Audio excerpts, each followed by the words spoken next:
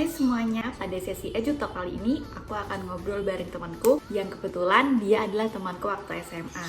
Temanku satu ini keren banget loh teman-teman, karena dia sering banget ke luar negeri buat belajar sampai dia dapat beasiswa sekolah di luar negeri hingga dia itu sempat kerja di Jerman juga.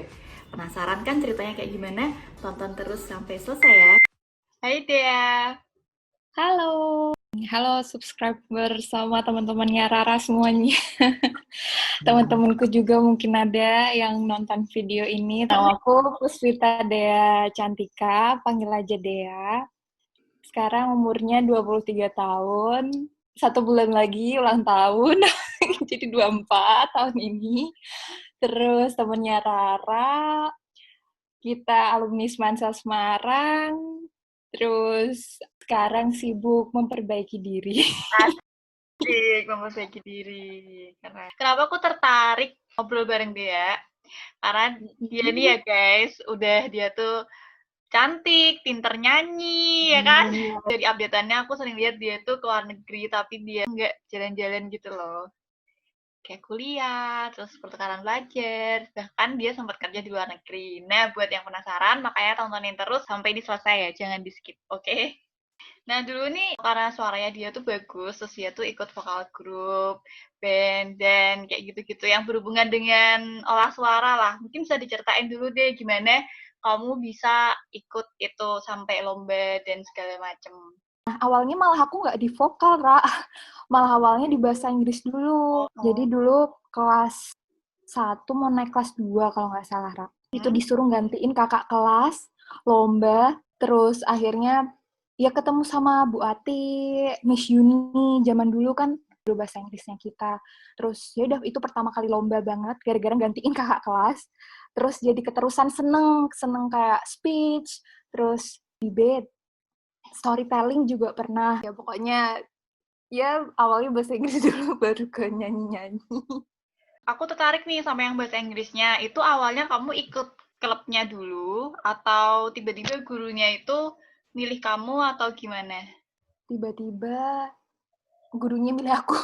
Oh, jadi waktu kelas Iya. 10 itu untuk menggantikan kelas ini kamu dipilih sama bu guru untuk lomba bahasa Inggris. Oh, gitu. Tapi kamu kok yakin ikut itu kenapa? Apa awalnya terpaksa atau ada yang memotivasi nih atau gimana? Kalau yang lomba speech-nya itu memang baru pertama kali itu kan aku lomba speech. Terus Mm-mm. ya disuruh kayak yaudah dia mewakili gitu. Terus ya aku belajar lihat-lihat YouTube, Ra, serius. Kalau make up kan ada tutorialnya gitu ya. Tapi kan Iya. kalau speech susah. Speech cuma berdiri sama memandang orang, terus harus mikirin ini ngomong 10 menit aku ngomong apa aja nih. Terus mereka ngerti semua, apa biar mereka nggak bosen, apa biar mereka tuh mudeng apa yang tak omongin kan kadang masih ambigu kayak ini aku speech-nya monoton nggak ya, apa bikin orang bosen nggak ya, apa gimana. Tapi ya udah aku lihat-lihat dulu di YouTube kayak contoh-contoh speech dari orang-orang yang udah terkenal yang kayak TED Talks itu bener-bener dari YouTube dulu aku lihat orang yang speech terus akhirnya ya udah bikin teks sendiri gitu. Terus ya udah alhamdulillah menang, Ra. Wih, keren. Dari situ terus berlatih terus Ya. jadi ketagihan ikut lomba bahasa Inggris gitu deh. Ya gimana pas tuh emang ada kesempatan terus ya udah alhamdulillah juga pas lomba speech itu terus dapat juara 1, Ra. Itu Wih, keren. aku padahal ya kayak aduh kayak aku bener-bener nggak nyangka banget kayak paling pieki ya menang gitu-gitu lah pokoknya. Yang penting ya udah maju mewakili sekolah udah terus ya udah malah dapat juara 1 terus alhamdulillah banget itu, Ra, zaman dulu. Dapat piala terus mulai dipanggil pas upacara kan ada pengumuman dipanggil terus akhirnya ya seneng aja kayak bangga mewakili Semansa Hmm. terus ya semoga bisa tambah lagi prestasinya yang lain-lain sama buat motivasi adik-adik kelas. Amin. Wih. Sebenarnya aku juga nggak terlalu pede-pede banget, Ra. Sebenarnya kayak ya udahlah Bismillah latihan public speaking. Terus SMA kan udah emang ada bibit prestasinya nih. di nyanyi iya, ternyata di bahasa Inggris juga iya. Terus beranjak ketika kamu kuliah. Waktu kuliah, Dea dulu kuliah di Undip ya, jurusan apa? Jurusan komunikasi. Oh, jurusan komunikasi. Kenapa kamu pilih komunikasi, Dea? Kita kan anak IPA, Tora. Iya, makanya Kita aku berdua. kaget. Kita kan lupa, kenapa kamu pilihnya jurusan komunikasi gitu? Jadi, walaupun anak IPA, tapi kayaknya aku nggak ada bakat-bakat ke IPA-an, tak. Zaman dulu masih suka praktek-praktek biologi, fisika gitu. Aku tuh mecahin gelas. Itu praktikum kan, aku inget banget. Pas, sumpah, aku mecahin itu. Terus aku takut darah, aku takut rumah sakit, padahal aku juga sering sakit. Bener-bener nggak ada anak IPA-nya sama sekali, padahal aku anak IPA gitu loh. Terus aku mikir, jurusan apa ki? Yang nggak ada matematika, yang nggak ada fisika, nggak ada biologi. Terus dulu masih zaman-zaman apa hukum gitu kan. Kan itu kuotanya banyak, paling banyak itu hukum. Terus aku mikir, aduh, kayaknya aku nggak cocok-cocok banget. Aduh, yang apa ya? Ya udah, mungkin komunikasi cocok. Terus ya udah, akhirnya masuk. Kuliah di komunikasi, menarik nih. Anak IPA kuliah di komunikasi. Kamu kesulitan nggak di sana? Kesulitan pasti selalu ada, Ra. Dimanapun kita berada, pasti selalu ada kesulitan di balik kemudahan-kemudahan. Kesulitan terbesar kamu kuliah komunikasi sebagai anak IPA.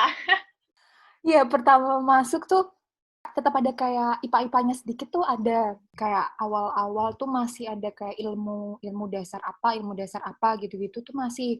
Terus yaudah ini kan udah pilihanku dan ya yuk, tapi ya seru, Ra. Soalnya komunikasi itu ternyata nggak cuma kayak belajar ngomong atau apa, tapi juga diajarin nulis. Ada juga pelajaran psikologi komunikasi gitu kan. Nah, itu paling susah kalau menurut aku. Karena kayak orang psikologi kita aja kadang kita nggak ngerti ya kayak gimana, apalagi orang lain, apalagi teori-teori komunikasi tentang psikolog orang, tentang ini, tentang itu, bener-bener ada teori itu namanya tuh teori bawang. Itu Jadi apa tuh? itu kita kenal orang itu dari layer terluarnya dulu, baru sampai ke inti atau core-nya. Itu ya salah satu hal yang unik banget sih, Ra, kalau menurut aku, pelajaran psikologi komunikasi itu. Soalnya kayak ada teori komunikasi interpersonal, gimana caranya kita handle kalau kita punya masalah, atau kita mengenal orang, gimana caranya kita tuh beradaptasi, ada cultural communication juga, Ra. Gimana seorang individu tuh bisa bertahan hidup di lingkungan yang baru sama orang-orang yang baru, kadang kan nggak mudah juga. Kesulitannya tentang teori-teori komunikasi yang sangat banyak sekali yang kadang aku nggak ngerti. Bahkan kita pernah ujian tuh nonton film. Seru Nonton dong nonton film. film. Iya, tapi kayak harus nyari moral value-nya. Oh, Aku gitu. inget banget itu ada film judulnya King's Speech dan kita disuruh nyari apa yang bisa kita ambil atau pesan-pesan yang terkandung dalam film tersebut gitu-gitu. Ya, itu salah satu keunikannya lah, Ra. Ada psikologi komunikasi, teori-teori komunikasi yang super banyak, sama belajar public speaking yang kadang kita nggak ngerti konteksnya tuh apa. Jadi uniknya itu kalau pelajaran komunikasi, kita tuh harus tahu kita tuh berbicara atau lawan bicaranya kita tuh siapa. Jadi ada seninya tersendiri gitu lah, Ra. Oh gitu. Jadi kuliah di komunikasi itu belajar tentang seni berbicara ya. Sama menulis juga. Menulisnya itu gimana maksudnya? Dulu itu ada namanya dasar-dasar jurnalistik. Walaupun aku nggak ngambil konsentrasi jurnalistik, aku kan ngambilnya strategic communication. Nggak ngambil yang jurnalistik, tapi tetap ada dasarnya. Jadi waktu zaman dulu tuh pernah tes, disuruh masukin berita di channel manapun, boleh koran, boleh media online. Jadi waktu dulu itu aku masukin di liputan6.com, terus jadinya ya terpublish gitu, masuk di liputan6.com dulu zaman dulu, Ra, kalau nggak bisa masukin berita ke media kayaknya bukan anak komunikasi. Oh gitu. Terus di luar sana masih banyak yang kayak anak SMA, bingung mau kuliah di mana gitu kan. Berhubung ini aku lagi ngobrol sama alumni siswi komunikasi, mungkin bisa dijelasin nih deh ke adik-adik nih. Di komunikasi itu kan tadi udah jelasin sedikit tuh tadi belajarnya tentang apa aja. Terus di komunikasi itu setelah lulus kita bisa melamar pekerjaan di mana kayak misalnya di company atau apa dan posisinya tuh kayak gimana deh? Dulu tuh aku masih bingung nih, komunikasi besok bakal jadi apa gitu kan. Orang bilang kan, komunikasi kan cuma pinter ngomong doang, apa nulis-nulis doang. Apa kayak sesuatu yang sebenarnya, alah semua orang juga bisa kali berkomunikasi, ya kan? Pasti orang mikirnya gitu. Iya, orang mikirnya gitu. Tapi ternyata nggak kayak secetek itu gitu loh maksudnya. Nggak gampang. Aku komunikasi aja masih bingung, masih nervous ketemu sama orang. Masih bingung kalau mau kenalan sama orang gimana. Terus gimana caranya kita kalau pas ada wawancara kerja tuh gimana. Sebenarnya komunikasi tuh bisa diterapin di mana aja gitu loh. Jadi karirnya tuh malah lebih fleksibel kalau menurut aku. Bisa jadi kalau seneng ngajar kayak kamu gitu, Ra, pasti bisa jadi guru, bisa jadi dosen, bisa juga atau praktisi kayak PR di satu company apa gitu, terus bisa juga jadi reporter, kayak wartawan TV, terus bisa kayak jadi MC gitu-gitu bisa juga, Ra. Terus karir yang lain tuh juga kayak masuk-masuk ke government atau pemerintahan gitu juga bisa. Kadang kan dibutuhkan kayak humas kan, Ra. Iya. Nah, itu juga bisa. Terus pokoknya kalau menurut aku sih komunikasi itu lebih fleksibel karena ilmu itu bisa diterapin di mana aja gitu. Jadi buat misal nanti ada adik kelas atau siapapun yang pada bingung milih mau jurusan apa ya besok pas masuk kuliah, itu kalau menurut aku komunikasi juga bisa jadi salah satu pilihan karena benar-benar lebih fleksibel. Bisa masuk ke media, bisa masuk ke jurnalistik juga, bisa masuk ke hukum atau ya kayak hukum-hukum teori hukum komunikasi itu ada kayak UU ITE itu kan juga pelajaranku dulu, Ra, ya Allah. Iya. Zaman dulu kan masih nggak se-strict ini kan. Dulu masih benar teori-teori dasar gitu, tapi kan sekarang udah semakin berkembang. Jadi menurut aku komunikasi salah satu best choice lah kalau misalnya orang-orang atau di luar sana yang masih bingung, coba masuk kuliah komunikasi, siapa tahu suka. Pasti banyak banget nih di luar sana yang bingung, ntar komunikasi mau jadi apa? Ternyata peluang kerjanya juga lebih fleksibel dan lebih luas. Itu poin Ya. plusnya teman-teman ternyata kalau mau kuliah di komunikasi gitu ya, Dek. Iya. Terus waktu kamu kuliah nih, kamu sibuk apa aja selain sibuk kuliah? Pas awal-awal itu ikut global volunteering. ISEC dulu. Oh, Isaac, oke. ISEC pas awal-awal 2015 kalau nggak salah itu, awal-awal winter itu. Kan aku ngelihat ada booth-nya ISEC.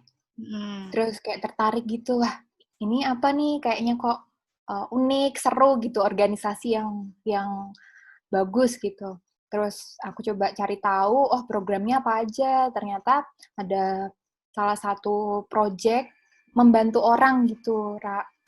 Jadi Global Volunteer itu project buat orang-orang seluruh dunia ada, kan ISEC International Youth Organization. Itu bisa bantu anak-anak yang misalnya ya ada kena bencana atau ngajar bahasa Inggris atau pokoknya intinya project-nya itu nggak berbayar, tapi kita membantu benar-benar pure membantu orang yang membutuhkan. Aku selama 1 bulan di Cina itu benar-benar ngajar bahasa Inggris buat anak-anak yang habis kena bencana. Jadi di sana tuh kasihan banget, Ra. Kayak sekolahnya tuh